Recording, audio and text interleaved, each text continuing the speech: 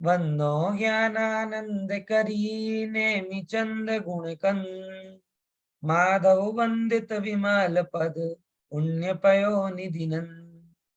ई विधि मंगल करन ते सब विधि मंगल होत उदंगल दूर सब समझो भानु द्योत।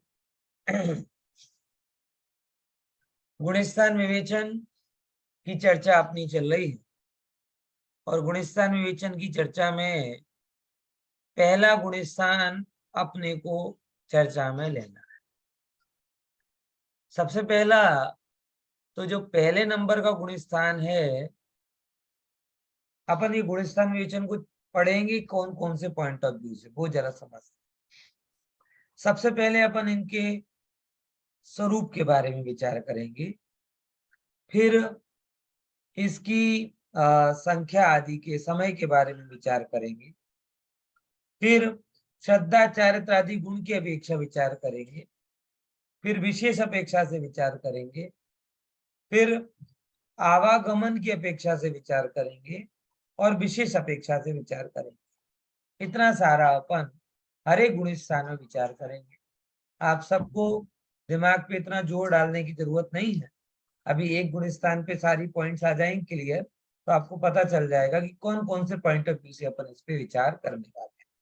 नहीं तो सोचोगे पंडित शू कर शू, चिंता ना, शांति रखो, वधु थी समझे। तो ये गुणस्थान के आधार पर अपन इनका विचार करेंगे।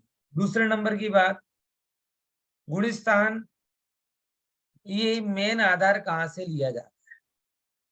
तो गुणस्थान एक जैन धर्म की मौलिक अवधारणा है, बेसिक प्राथमिक अवधारणा है, अन्यत्र नहीं है।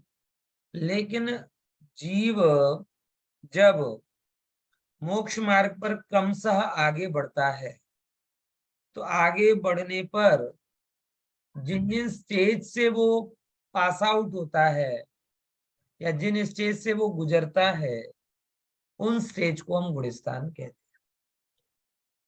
और देखो, एक सिंपल सी बात आपको करूं कि अगर आप मेरे से मेरे घर का रास्ता पूछेंगे, अगर आप मेरे से मेरे घर का रास्ता पूछेंगे, तो बार बार अगर मैंने पूछा कहाँ हो आप, कहाँ हो, तो मैं क्या प्रश्न करूंगा, आप कहाँ।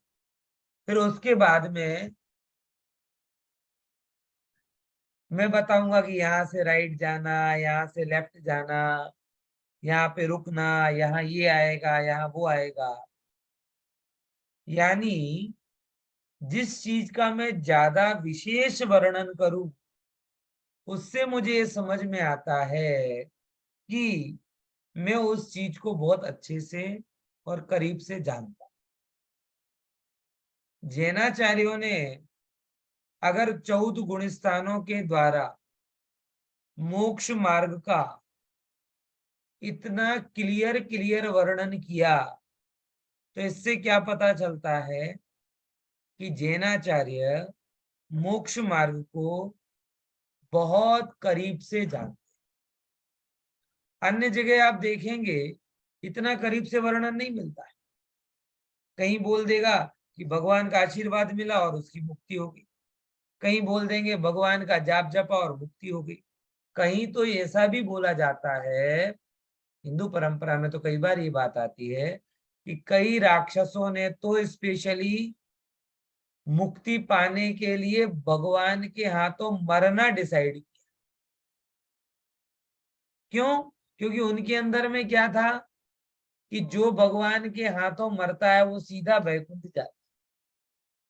यानी इस हद तक कि वो भगवान के हाथों, मधु कैटव का वर्णन आता है कि उन्होंने भगवान के द्वारा मरना पसंद किया। क्यों? क्योंकि पढ़ा है कहीं पर कि जो भगवान के हाथों मरता है वो सीधा मोक्ष जाता है। तो अलग अलग जगह ऐसी चमत्कारिक बातों की बात आती है, अचानक कुछ हो गया, जबकि मोक्ष कोई अचानक घटित नहीं होता। मोक्ष एक साधना है। अरे, अभी मेरा बच्चा एबीसीडी सीख रहा है, तो A to Z सीखने में उसे कितना समय लगता है? 1 to 10 सीखने में उसे कितना समय लगता है? 1 to 10 सीखने में इतना समय लगे, A to Z सीखने में इतना समय लगे, और मोक्ष जाना चमत्कार से हो जाए, बड़ा सस्ता मोक्ष हो गया। यानी ये बात सही नहीं है कि मोक्ष मार्ग एक्सीडेंटली घटित होता है। मोक्ष मार्ग ग्रेजुअली घटित होता है, और उसी चीज को 14 गुण स्थानों की जर्नी के द्वारा हम समझ रहे हैं। और आचार्य उसके एक एक पक्ष का इतना बारीकी से खुलासा कर रहे हैं, इससे ये पता चलता है कि जैन सम्मत मोक्ष मार्ग कितना पक्का सच्चा है। एक बात ख्याल में आई कि नहीं आई? वरना इतना बारीकाई से वर्णन नहीं। जैसे गूगल मैप है ना, एक एक रास्ता बताता है, यहां से जाओगे तो इतना टाइम लगेगा, यहां से जाओगे तो इतना टाइम लगेगा, यहाँ से यू टर्न लेना, यहाँ से आगे बढ़ना, यहाँ पेट्रोल भराना, यहाँ खाना खाना, सब बता देगा। क्यों? क्योंकि वो एक कैमरे के द्वारा संचालित हो रहा है, जो कैमरा सब जानता है। ठीक है? ऐसे ही मोक्ष मार्ग का जो वर्णन आचार्यों ने किया, वो केवल ज्ञान के कैमरे से चल रहा है, और केवल ज्ञान सब कुछ जानता है। इसीलिए जैसे शुरुआत में तो मैं भी कहूं, आप लोगों ने भी यही किया होगा कि पहले तो गूगल को मानते ही नहीं थे, फिर क्या किया कि गूगल के साथ साथ एक देसी गूगल का भी उपयोग किया कि मैप तो राइट ही बता रहा है, तो पण एक बार कोक ने पूछी लईए तो सारू એને ક્યાંથી ખબર પડવાની? આવું કરીએ કે નહીં કર્યો? કર્યો જ હશે બધા। પહેલા નંબર તો નકાર્યો, ખબર નથી ક્યાંનો ક્યાં લઈ જાય। બીજા નંબર શું કર્યો? સપોર્ટિંગ રાખ્યો। હવે ત્રીજા નંબર એવો આવી ગયો કે રસ્તા પૂછવા માટે ઊભા જ નહીં રહેવા, જ્યાં જ્યાં એ લઈ જાય, मैंने छोड़ दिया इस रास्ते का सब भार तुम्हारे हाथों में, और जल्दी तुम्हारे हाथों में और देर तुम्हारे हाथों में। बोलो, अब तो विंडो भी नहीं खोलते हम, जहां जे आ रहा वहां ले चलो। क्यों? क्योंकि उस पर श्रद्धा पक्की बैठ। बस यही कहना चाहता हूं, जितनी श्रद्धा संसार के काम में गूगल मैप पर है, उससे अधिक श्रद्धा केवल ज्ञान के यानी मोक्ष मार्ग के काम में ये जिनेंद्र भगवान के ऊपर होनी चाहिए। क्योंकि अगर ये नहीं जाना तो हमें अपनी अवस्था का भी पता नहीं चलेगा, हमें अपनी दशा का भी पता नहीं चलेगा, और आगे कैसे बढ़ा जाए वो भी पता नहीं चलेगा।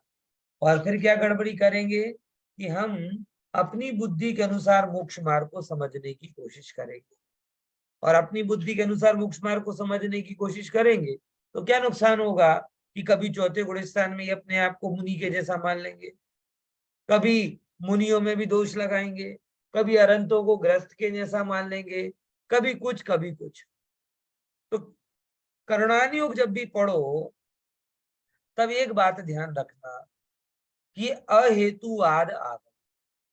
कौन सा आगम है? बोलो बोलो, कौन सा आगम? अहेतुवाद।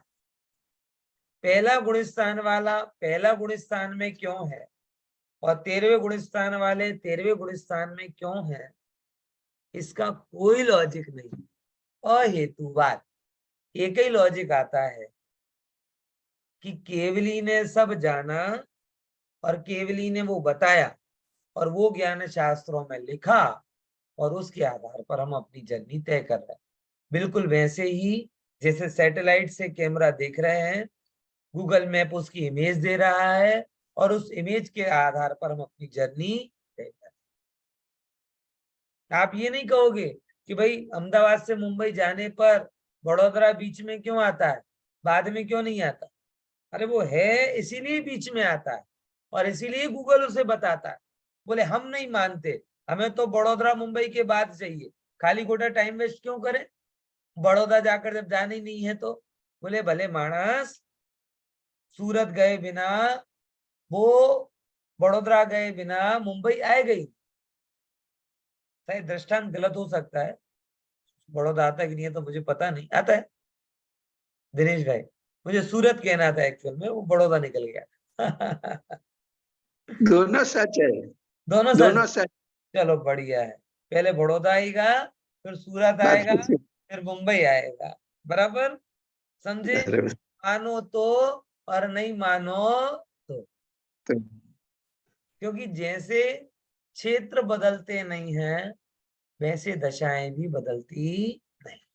ठीक है, तो इसीलिए गुणस्थान को अहेतुवाद आगम से समझना। कौन से आगम से? अहेतुवाद।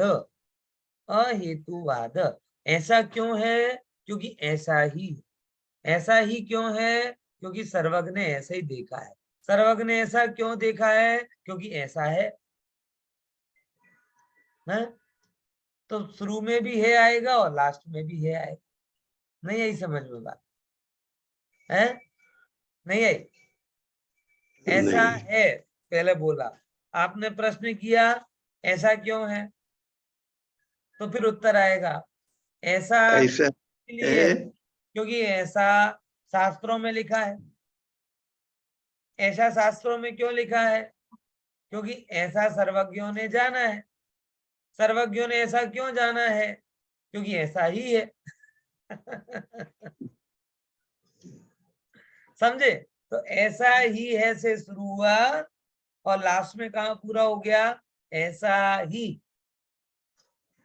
बराबर, इसीलिए से क्या बोलेंगे? अहेतुवाद आगम। ये साइकिल समझ में आ गई? आ गई कि नहीं आई समझ में? बताओ क्या बोला?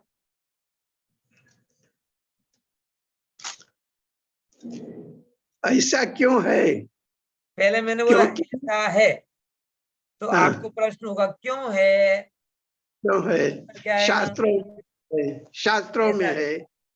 शास्त्रों फिर में क्या ऐसा प्रश्न ही। होगा? फिर क्या प्रश्न होगा? ऐसा शास्त्रों में क्यों लिखा? क्यों? क्यों है? ऐसा भी हाँ, है। क्योंकि ऐसा ऐसा सर्वज्ञ भी ने है। जाना है। अरे ऐसा सर्वज्ञ ने क्यों जाना? એવું જ છે એટલે એવું એવું જ છે. એવું જ છેથી શરૂ થયો ને પાછું એવું જ છેથી પૂરો થયો, એટલા માટે કીધું છે કે આ અહેતુવાદ આવે છે. ઠીક છે, હવે આપણે સીધા પ્રેઝન્ટેશન ઉપર આવીએ. ये प्रेजेंटेशन भी जिन्होंने बनाई है वो उनसे हम अच्छी तरीके से परिचित हैं। तत्वार्थ सूत्र में भी हमने इनकी पीपीटीज का उपयोग किया था और गुणस्थान में भी हम इनकी ही पीपीटीज का उपयोग करें। ठीक है, तो एक बार उनके लिए आभार प्रदर्शित करते हैं श्रीमती पूजा जी छावड़ा, जिन्होंने गुणस्थान विवेचन का गहराई से अध्ययन करके शॉर्ट में हमें समझाने के लिए ये पीपीटीज बनाई। 10 के 10 अध्याय की भी हमने पीपीटीज का पूरा उपयोग किया और अब 14 गुणस्थान में भी पूरा पूरा उपयोग करेंगे, कुछ भी बाकी नहीं रखे। दूसरा लाभ ले चाहे नहीं ले, अपने को कोई लाभ में कमी छोड़नी नहीं।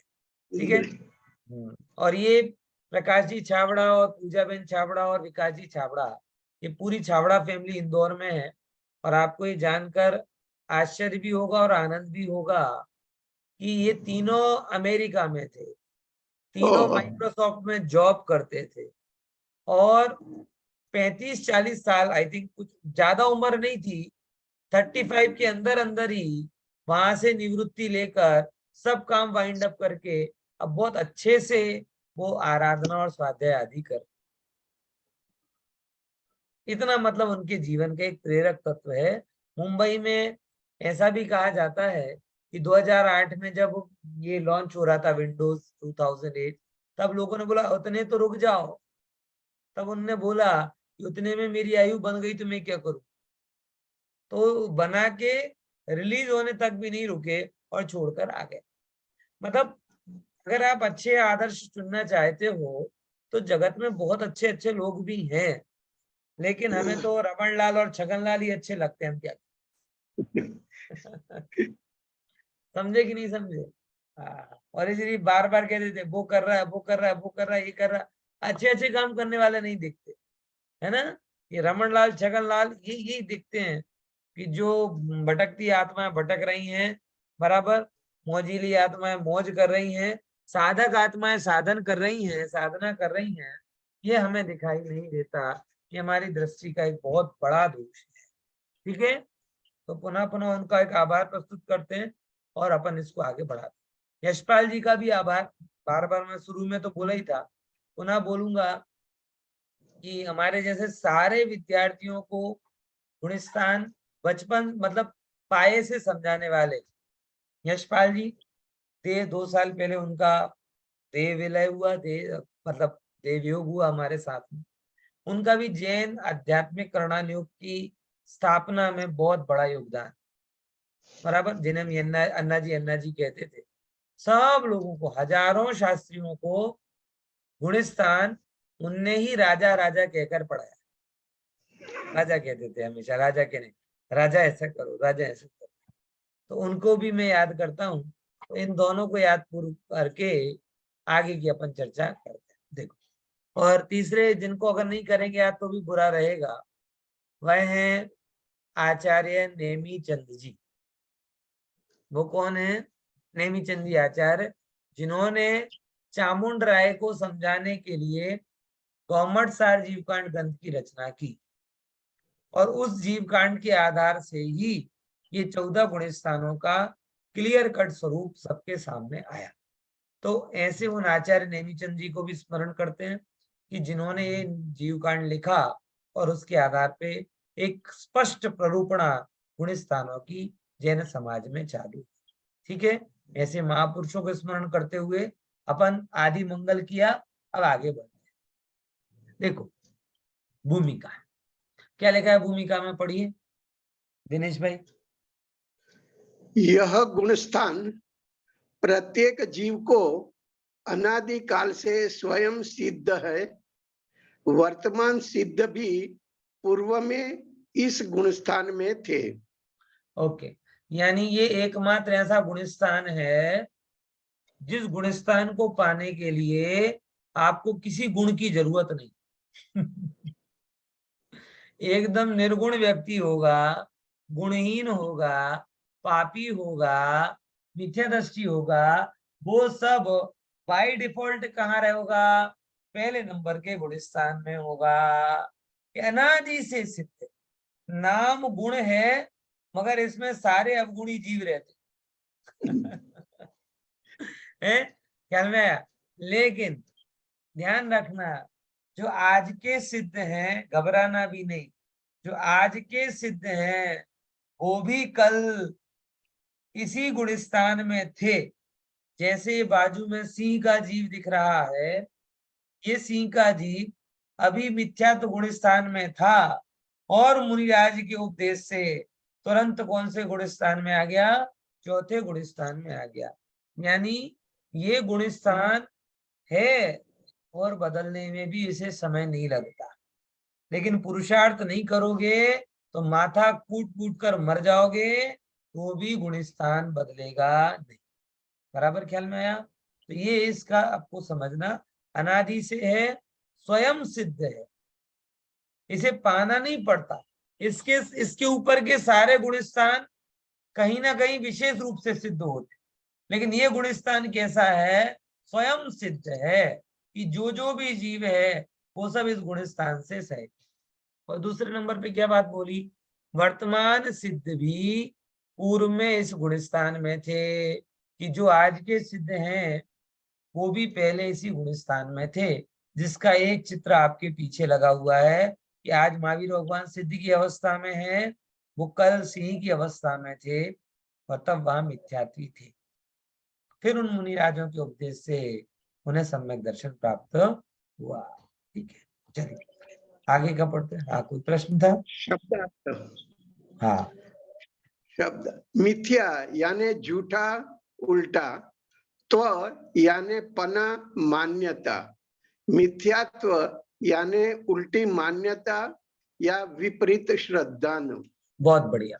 मिथ्या अर्थ बताया, शब्दार्थ क्या मतलब है इसका? तो मिथ्या जैसा पता ही है हमें, उल्टा, विपरीत, और त्वा मतलब भाव। तो जो विपरीत पने का भाव है उसे मिथ्यात्व कहते हैं।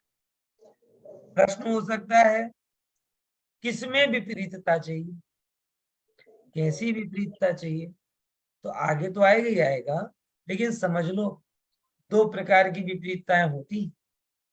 एक होती है फैक्चुअल विपरीतता, तथ्यात्मक रूप से विपरीत। बराबर, जैसे कि कोई भी है भाई, मैंने पूछा कि कितनी स्लाइड हो गई, आपने बोला 2 हुई, मेरे ध्यान में था 1 हुए, तो 1 का 2 बोल दिया या 2 का 1 बोल दिया, तो मोक्ष के मार्ग पे ताला नहीं लग गया। ठीक है, कोई बात नहीं, 2 मानने वाले भी मोक्ष में चला जाएगा, 1 मानने वाला भी मोक्ष में चला जाएगा। लेकिन जो ऐसा मान ले कि मोक्ष मार्ग 2 है, एक बाहर से जाता ना एक भीतर से जाता, धर्म 2 है, एक राग वाला ना एक वीतराग वाला, देव 2 प्रकार के, एक रागी देव एक वीतरागी देव, जिनवाणी 2 प्रकार की, एक राग का पोषण करने वाली एक वीतरागता का पोषण करने वाली है। बंध मार्ग भी 2 प्रकार का, कि एक धारण करने योग्य और एक निवारण करने योग्य। मोक्ष मार्ग भी 2 प्रकार का है, एक उपाधि और एक पुण्य ले जाने वाला और एक संसार में ले जाने वाला। ऐसा 1 का 2 करोगे तो 1 को नहीं पा पाओगे। 1 हो गई स्लाइड की, 2 हो गई स्लाइड, ये चल जाएगा क्योंकि फैक्चुअल एंड मिसअंडरस्टैंडिंग। लेकिन तात्विक गलत फहमी का यहाँ पर कोई स्थान नहीं। और तात्विक स्वरूप क्या होता है, 4 चीजें बहुत जानना जरूरी है। एक तो मैं कौन हूं, ये तात्विक जानकारी है, इसमें कोई भी कंफ्यूजन, इसमें कोई भी दुविधा, इसकी अज्ञानता नहीं चलेगी, तो तात्विक मिसअंडरस्टैंडिंग नहीं चलेगी। दूसरे नंबर, जिसे पाना है उस अवस्था के बारे में मिसअंडरस्टैंडिंग नहीं चलेगी। जिन साधनों से पाना है उन साधनों के बारे में मिसअंडरस्टैंडिंग नहीं चलेगी। जिन चीजों से बचना है उनके बारे में मिसअंडरस्टैंडिंग नहीं चलेगी। यानी 4 चीजें हो गई। कौन कौन सी? एक तो मेरा स्वरूप, मोक्ष का स्वरूप, मोक्ष के साधनों का स्वरूप और मोक्ष के बाधक साधनों का स्वरूप। इन 4 चीजों में अगर किसी की कोई गलत फहमी है, उल्टी मान्यता है, तो मिथ्यात्व है। बाकी जैसे मैंने बोला कि मुंबई जाने में बड़ौदा पड़ेगा कि नहीं पड़ेगा, ऐसे प्रश्नों का सम्यक और मिथ्यात्व से कोई लेना देना। अरे ऐसे क्या, इससे बड़े बड़े प्रश्न, ताजमहल को आगरा ने क्या कहते हैं, शाहजहां ने बनाया कि औरंगजेब ने बनाया? बोलो। बोले औरंगजेब ने बनाया हो या शाहजहां ने बनाया हो, आपने सु तो तत्वनी दृष्टि से शाहजहां भी खोटा है, औरंगजेब भी खोटा है, और दोनों सही है, दोनों गलत। इसलिए इन प्रश्नों का मोक्ष मार्ग में कोई भी योगदान नहीं। ये सिर्फ जानकारी है, और जानकारियों से सम्यक दर्शन नहीं होता, जानने वाले को जानने से सम्यक दर्शन। यानी विपरीतता भी दुनिया के विषय में नहीं चाहिए, विपरीतता मोक्ष मार्ग के विषय में बताई। तो 4 चीजें कौन कौन सी बोली, जरा बताओ, बोले तलमेन।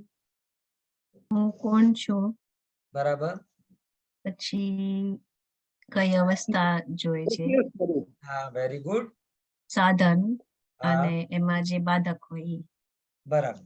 હવે ચલો 7 તત્વો बताओ, એમાં કેવી રીતે ઘટિત થઈ ગયા? હું કોણ છું તેમાં તો જીવ ને અજીવનું ડિસ્ટિંક્શન. ચાલે, અવસ્થામાં એટલે માં તો બધા કર્મ કેવી રીતના આવે છે ઈ બધાને ક્યાં જવું છે? કર્મમાં જવું છે, માં. મોક્ષમાં, એટલે 7મા તત્વનો નિર્ણય થઈ ગયો, બરાબર ને? હવે અને એના સાધન તો ઓલા જે બધા જે કર્મના सात तत्वोમાંથી કયા આવે?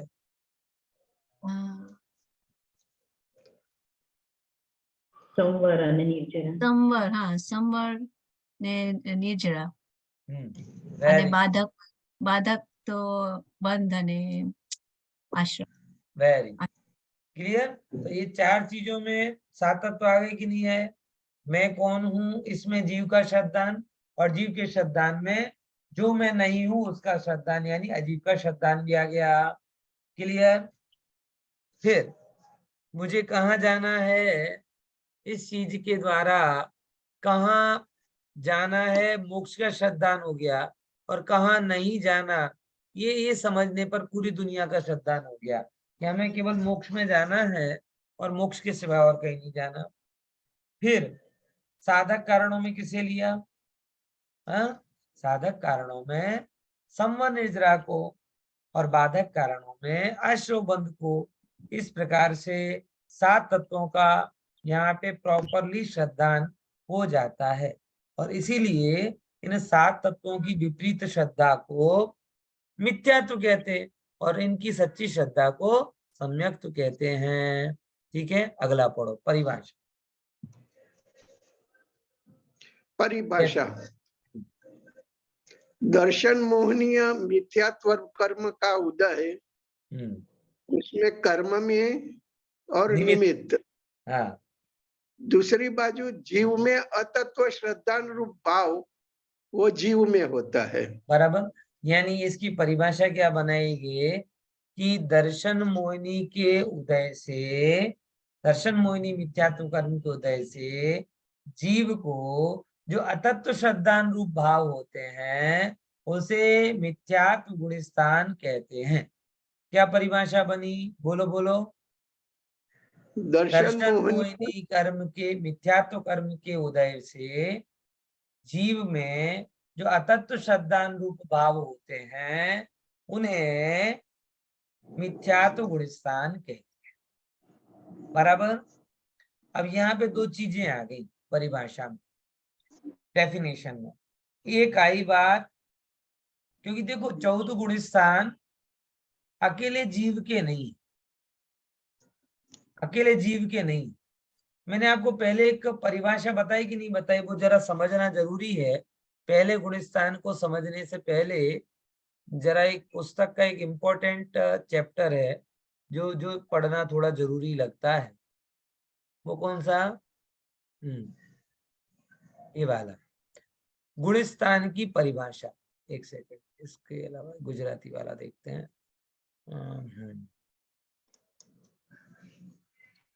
गुणस्थान की परिभाषा जो आती है ना, पाना नंबर कयो छे एनो?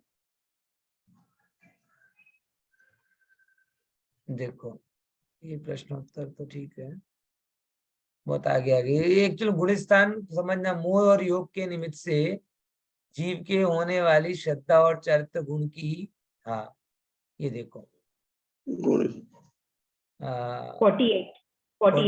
हाँ, एक काम करते हैं, उससे पहले ये जरा विवेचन ये पढ़ लेते हैं। चलो। हाँ जी। हाँ, ये देखो गुणस्थान की परिभाषा, ये थोड़ा जरूरी है।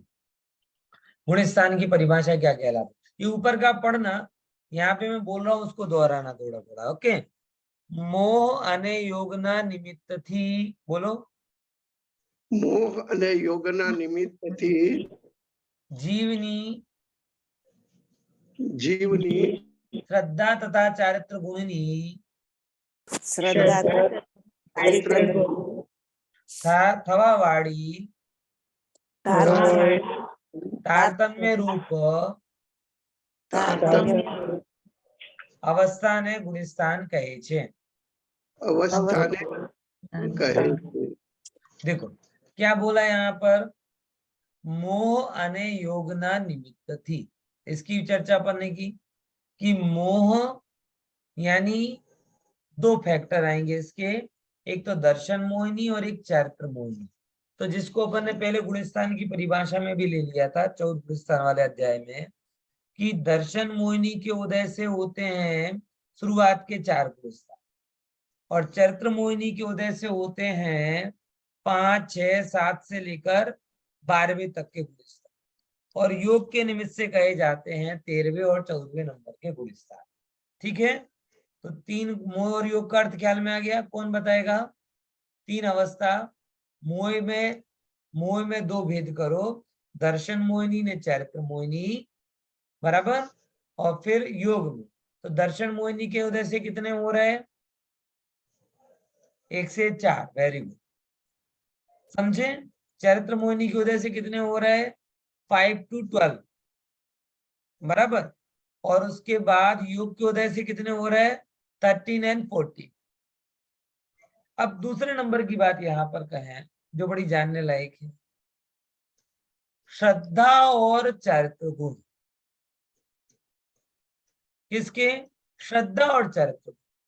एक और बात आप समझो कि श्रद्धा और चरित्र गुण को गुण स्थान में कारण क्यों बोला, ज्ञान गुण को क्यों नहीं बोला? हम ज्ञान की तो बहुत महिमा लाते हैं। वीर यानी शक्ति को क्यों नहीं बोला? उसके बिना तो खड़े रहना ही शक्य नहीं। तो मोक्ष मार्ग में श्रद्धा चरित्र की इंपॉर्टेंस दी, ज्ञान और शक्ति की क्यों नहीं दी? बताइए, बताओ खुशी। સર જ્ઞાનમાં વિપરીતતા પોતાની નથી હોતી, જેમ શ્રદ્ધા ને ચારિત્રમાં વિપરીત પરિણમન હોય છે, જ્ઞાન તો શ્રદ્ધાનું જ અનુસરણ કરે છે ને। एक पॉइंट बढ़िया है। चलो, अगर हम ये मान लें कि ज्ञान से गुणस्थान बढ़ रहे और घट रहे, तो क्या होगा? पंडित जी का 13वां गुणस्थान और शिवभूति बुढ़िया लटकते रह जाएंगे। समझे कि नहीं समझे? मतलब ज्ञान से बढ़ा तो जो जितना पढ़ा वो उतना बढ़ा, पढ़ेगा इंडिया तो बढ़ेगा इंडिया हो जाएगा ना यार, है? जबकि अपने यहाँ पर कह रहे हैं कि बड़े बड़े पढ़ाकू पढ़े रह गए, बड़े नहीं, बड़े बड़े पढ़ाकू पढ़े रह गए, और जो पढ़े लिखे नहीं थे वो बढ़ गए। अगर ज्ञान की अनिवार्यता मान ली जाए तो अज्ञान को, निरक्षर को, बराबर, त्रियंच गति आदि को, नारकियों को, इनको सम्यक दर्शन आदि की संभावना कम हो जाए। यहाँ तो विधिवत कोई अध्ययन होता नहीं, डीएनए के द्वारा जितना पढ़ ले जान ले सो जान ले, ना कोई स्कूल है, ना कोई लैब है, ना कोई है, कैसे जानेंगे? समझे कि नहीं समझे? में इसीलिए ज्ञान, और बाकी जो शिवभूति जी जैसे हैं जिनको ज्ञान नहीं है लेकिन श्रद्धान बड़ा निर्मल है, वो पीछे रह जाएंगे। इसीलिए ज्ञान को मोक्ष मार्ग का गुणस्थान बढ़ने का कारण नहीं बोले। यहाँ जब हम ज्ञान की बात बोल रहे हैं तो समयसार वाला ज्ञान नहीं, समयसार का ज्ञान और करणान योग का ज्ञान दोनों में अंतर है। समयसार में जिसे ज्ञान कहा जाता है वो ज्ञान स्वभाव है, और गुणस्थान जब ज्ञान को हे करके बताया जा रहा है तो क्षयोपशमिक ज्ञान, तो ज्ञान स्वभाव तो जीव का है लेकिन क्षयोपशमिक ज्ञान जीव का नहीं। इसलिए क्षयोपशमिक ज्ञान के बढ़ने से मोक्ष मार्ग का कोई लेना देना नहीं। लेकिन जब हम ज्ञान स्वभाव की बात करते हैं तो मोक्ष मार्ग में ज्ञान के अलावा और कोई दिखता ही नहीं,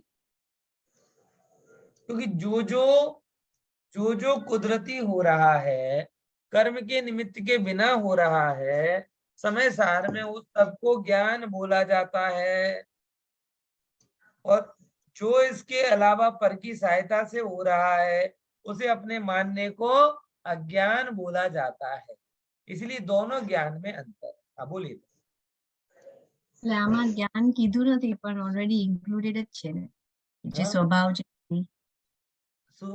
हाँ, આમાં જ્ઞાન કીધું નથી પણ ઓલરેડી ઇન્ક્લુડેડ જ છે ને, ये એટલે तो સ્વભાવ છે જ ને, સવાલ જ નથી, કેમકે એ સ્વભાવનો જ્યાં જ્યાં અંશ છે એ બધું જ્ઞાન છે। એટલે શ્રદ્ધા ગુણમાં પણ જ્ઞાન છે, શ્રદ્ધા ગુણ પણ જ્ઞાન સ્વભાવ છે, ચરિત્ર ગુણ પણ જ્ઞાન સ્વભાવ છે, શક્તિ પણ જ્ઞાન સ્વભાવિક છે, અનંત ગુણ બધા જેટલા છે, જે ગુણોમાં સ્વભાવનો અંશ વ્યક્ત થઈ રહ્યો છે એ બધું જ્ઞાનનો અંશ છે। એટલા માટે ડોક્ટર સાહેબ એક બહુ સુંદર દોહા લખ્યો છે, જ્ઞાન માત્ર इस शब्द में है अनंत गुण व्याप्त। ज्ञान मात्र इस शब्द में है अनंत गुण व्याप्त, गायक भी कहते उसे प्रकट पुकारा आप। कि जब हम ज्ञान बोलते हैं तब ज्ञान से हम केवल ज्ञान ही नहीं समझना चाहते, हम ज्ञान के द्वारा अनंत गुण समझना चाहते हैं, वो अनंत गुण का स्वाभाविक परिणमन लेना चाहते हैं, और उसी को जानने वाले गायक होते हैं। और वो कहते हैं प्रकट पुकारा आप्त, कि आत्मा कैसा है, ज्ञानी है और वो आप्त है। यहाँ ज्ञान का मतलब टोपी वाला ना पोथी वाला पंडित नहीं लेना, यहाँ ज्ञानी का मतलब जो ज्ञान स्वाभाविक आत्मा को मान रहा है वो। और गुणस्थान विवेचन में जब ज्ञान बोला जाए तब समझना ज्ञान गुण की जानने रूप दशा। बराबर ख्याल में आएगी? ये दोनों के बीच के अंतर हैं। चलिए थोड़ा आगे बढ़ते हैं। तो श्रद्धा और चारित्र गुण कोई लेना, ज्ञान को नहीं लिया, शक्ति को क्यों नहीं लिया? अच्छा चलो, ज्ञान को नहीं लिया तो नहीं लिया, शक्ति ने क्यों उसको गुण स्थान में नहीं बताया? बताओ आंसर कोई। गुण स्थान के चढ़ने में उतरने में शक्ति को कारण क्यों नहीं लिया?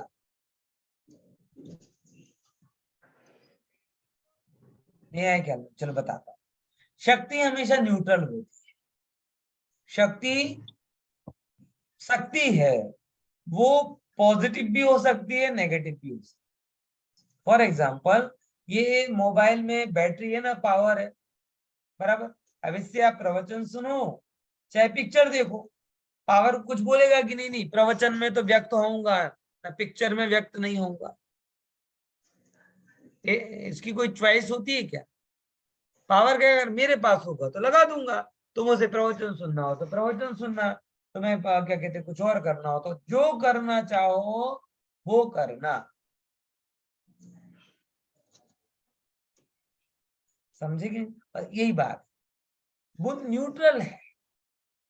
ऊपर ले जाना चाहो तो ऊपर ले जाएगी, नीचे ले जाना चाहो तो नीचे चली जाएगी। वो एक्सीलरेट नहीं करती, वो न्यूट्रल रहती। और यहाँ एक्सीलरेट कारणों को यहाँ पे लिया है कि जो आपको आगे लेकर जाते हैं। और आगे ले जाने वाले कारणों में कौन कौन से दो कारण बोले? श्रद्धा और चारित्र। अगर आप श्रद्धा और चारित्र का सही उपयोग करोगे तो आप मोक्ष मार्ग में आगे बढ़ जाओगे। और श्रद्धा, दर्शन मोहिनी और चरित्र मोहिनी के चंगुल में फंसे रहे तो नीचे गिर जाओगे या आगे बढ़ ही नहीं पाओगे। इसीलिए यहाँ पर दो बातें बोली, श्रद्धा और चरित्र गुण, और दूसरे नंबर क्या होने वाला? मोह के उदय से। अब तीसरे नंबर की बात शब्द यहाँ पे बोला, कौन सा? तारतम्य रूप अवस्था। इसका क्या मतलब है? वदघट। मतलब गुणस्थान परमानेंट नहीं है, गुणस्थान परमानेंट नहीं है, ये गुणस्थान वदघट वाली दशा है। ऐसा समझिए कि जीव का कोई भी गुणस्थान परमानेंट नहीं है। इस जीव के अंदर में वदघट होती ही रहती है। बराबर समझे कि नहीं समझे? ये बात यहाँ पर आ गई। वदघट आप देखो, और अच्छा है कि नहीं है? ये वदघट होना बढ़िया है कि नहीं?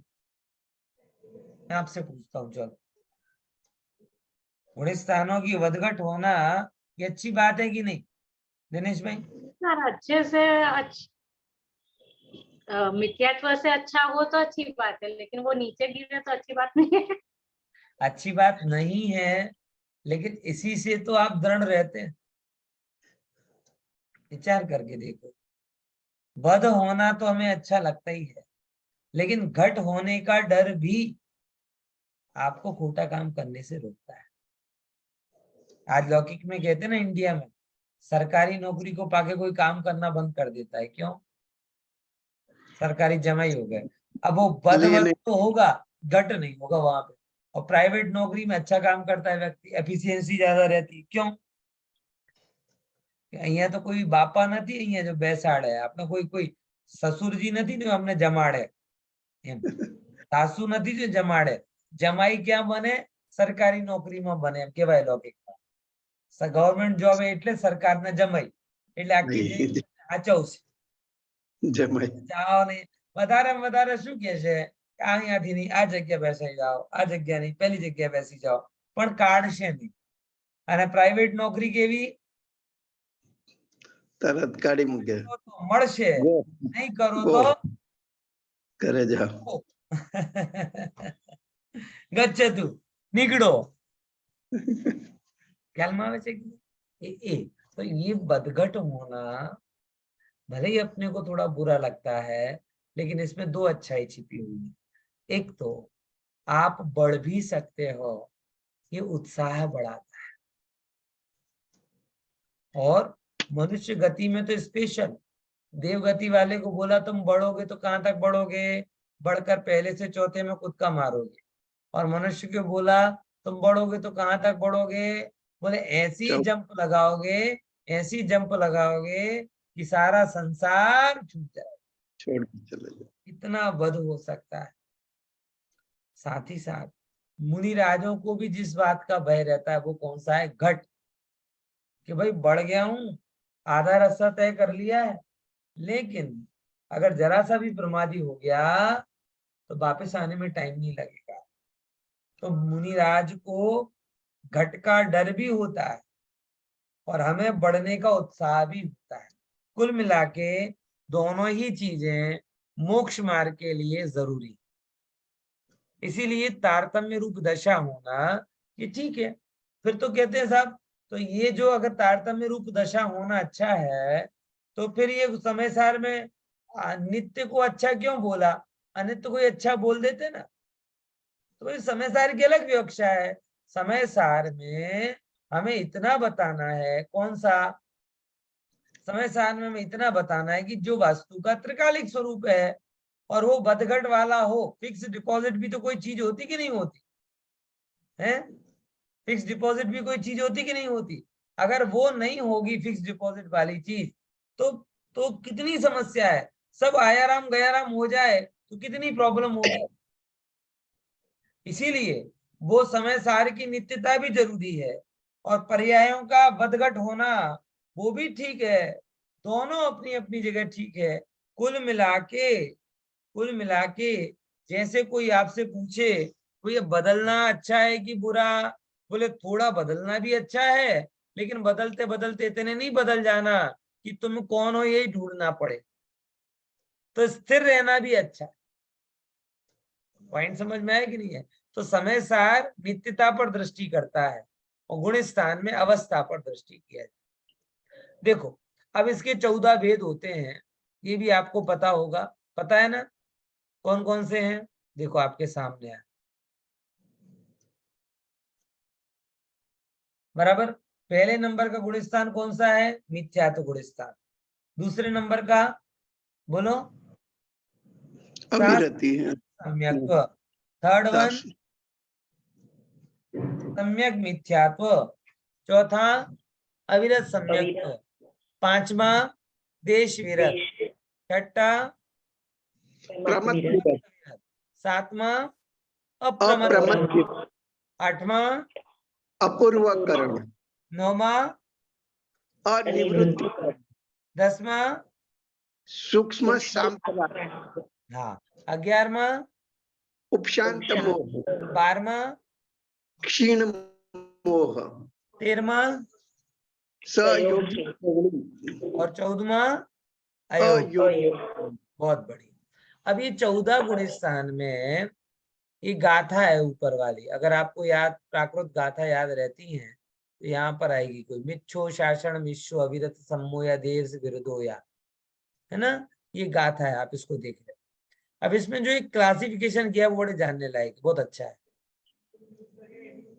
कैसा है देखो, 14 गुण स्थानों को इस गाथा से बताया। मिच्छो शासन मिश्रो अविरत सम्मो या देश विरुद्धो या विरदापमत तेदुरो अपुब अणियठ सुमोया उपसंत क्षीण मोहो सजोग केवली जिणो अजोगिया 14 जीव समासा कमेण सिद्धाया। अब इनका विभाजन क्या कहते हैं जरा समझते हैं। अलग अलग गुण स्थानों में कैसी क्या मुख्यता होती है वो भी हमने समझा कि भाई पहले से 4 तक दर्शन मोहिनी की बात है, फिर उसके बाद ये आई है। एक ये इंपॉर्टेंट है कि अविरत अने विरत की अपेक्षा, किसकी अपेक्षा? अविरत अने विरत की अपेक्षा। गुण स्थानों के जो नाम है ना, नाम खुशी में, उनमें आदि दीपक अंत दीपक बहुत है। आदि दीपक अंत दीपक पता है?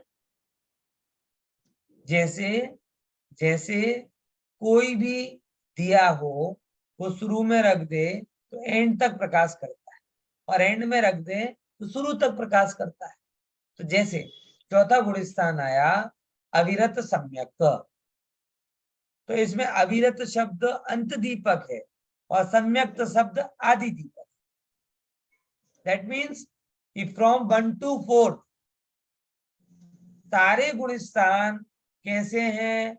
अविरत जीवों के। और फ्रॉम 5 to सिद्ध सारी अवस्थाएं किसकी हैं? सम्यक वाली। बराबर समझे कि नहीं समझे? हाँ, ऐसे प्रमत्त अप्रमत्त शब्द आया, प्रमत्त अप्रमत्त, इसको बताओ जरा क्या घटित हुआ? बोलो।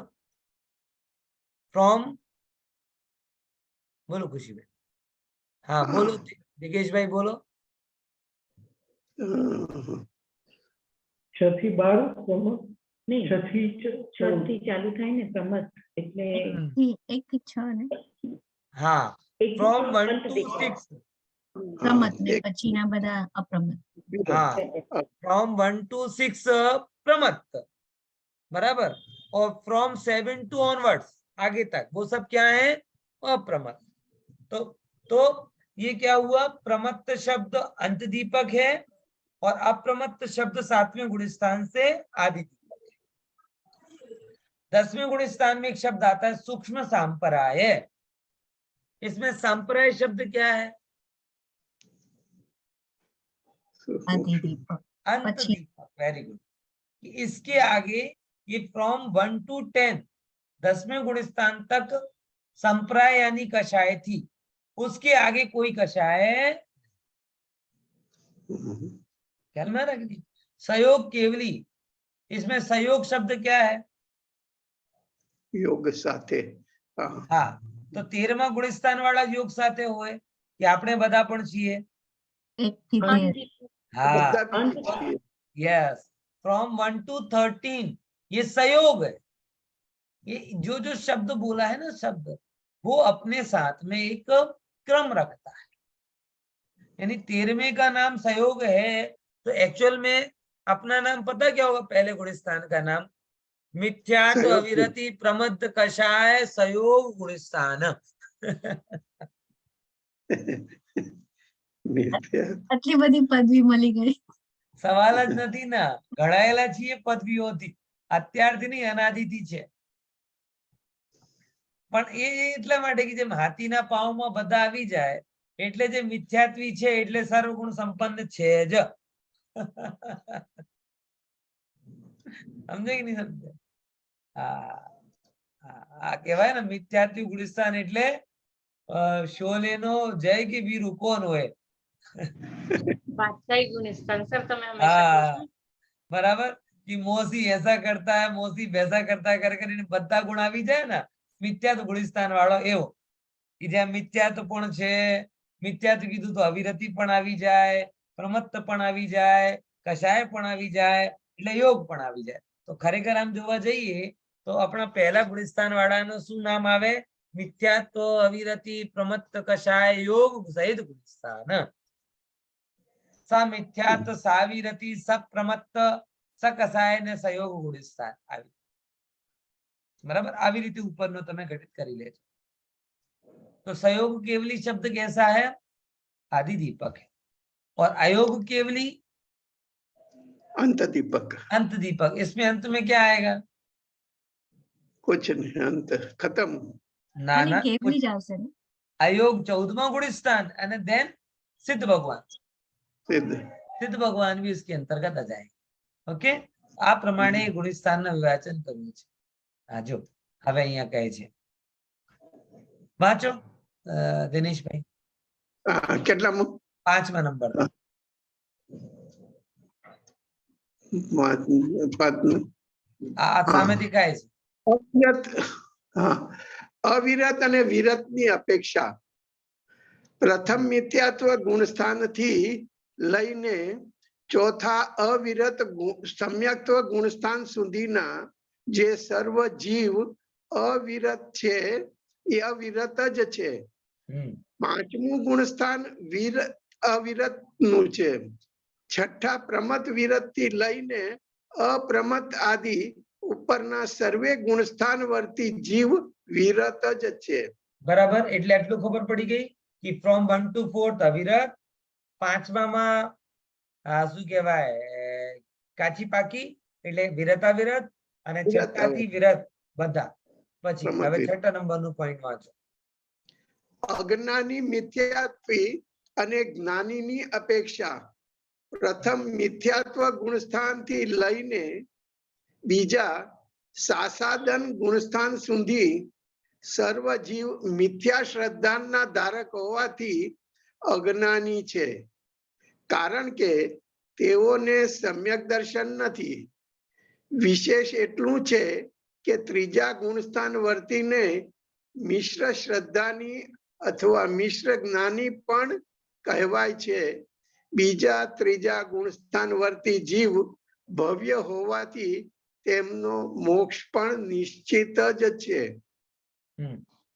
जो आटलो समझिए ज्ञानी और अज्ञानी ना पॉइंट ऑफ व्यू से, तो पहले गुणस्थान से लेकर दूसरे तक के सारे जीव कैसे मिथ्यात है, तीसरे गुणस्थान वाला मिश्र है, और चौथे गुणस्थान लेकिन बीजा तीजा मिश्र कहलाता है, और चौथे गुणस्थान से सब ज्ञानी. ज्ञानी मतलब केवल ज्ञानी नहीं, आत्मज्ञानी. बीजा और तीसरे गुणस्थान वाले की एक खूबी ये है कि ये गुणस्थान उन्हीं को प्रकट होते हैं जिन्हें एक बार सम्यक दर्शन हो चुका हो. यानी ये जाते में नहीं चढ़ते, ये रिटर्न टिकट वाले. चौथे से जब नीचे गिरेगा तो तीसरे में आ सकता है, चौथे से जब नीचे में गिरेगा तो दूसरे में आ सकता है. तो ये रिटर्न वाले. अब रिटर्न आएगा कौन?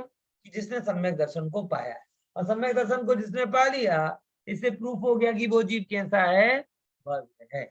बराबर. थोड़ा आगे पढ़ो. અવિરત સમ્યક્ત્વ નામના ચોથા ગુણસ્થાન થી અયોગ કેવળી ગુણસ્થાન સુધી બધા જીવ નિયમથી જ્ઞાની અર્થાત સમ્યક જ્ઞાની યથાર્થ જ્ઞાની છે, કારણ કે તેઓ વસ્તુ સ્વરૂપને યથાર્થ જાણે છે. તેમને નિજ આત્માનું પણ જ્ઞાન તથા અનુભવ છે.